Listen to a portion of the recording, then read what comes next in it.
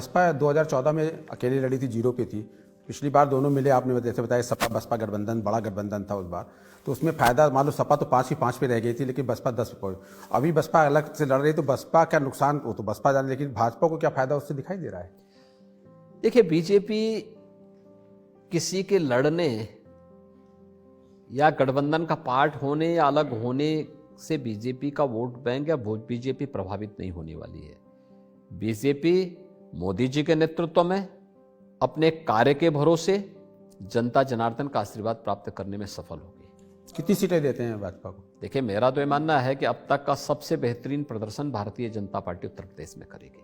73 से ऊपर ही जाएगा इंडिया का। मैंने क्या कहा, सबसे बेहतरीन प्रदर्शन बीजेपी और उसका सहयोगी दल यूपी के अंदर। तो विपक्ष को कुछ मिलेगा? कितनी आप देखिए, विपक्ष ने जो किया होगा उसका परिणाम उसको मिलेगा।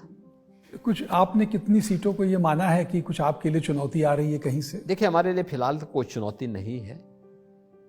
आपने देखा होगा कि आजमगढ़ और रामपुर भी हम पिछले चुनाव में जीत चुके हैं, तो स्वाभाविक रूप से जो लोगों को लगता था कि सबसे कठिन मोर्चे हैं, उस कठिन मोर्चे को हमारी सरकार यानी हमारे यहाँ पार्टी ने, हमारे एनडीए ने यूपी के अंदर पहले ही फतह कर चुकी है, तो अब उसमें कोई चैलेंज नहीं है।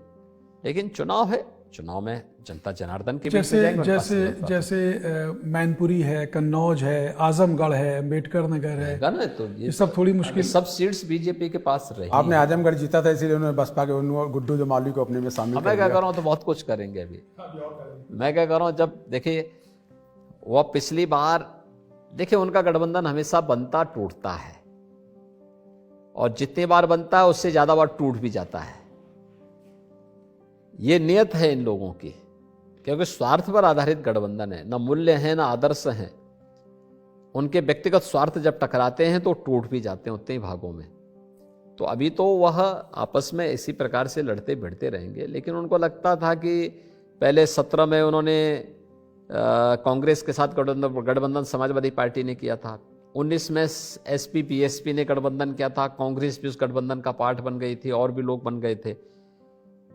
22 में फिर करने का प्रयास किया था, लेकिन आज फिर वही स्थिति उनके सामने आ गई है कि अब कोई गठबंधन का पार्ट नहीं बन पा रहा, तो वह किसी प्रकार से अपनी लाज बचाने के लिए प्रयास कर रहे हैं, लेकिन कोई असर नहीं पड़ेगा। बीजेपी सभी सीटों पर फिर से जीतेगी।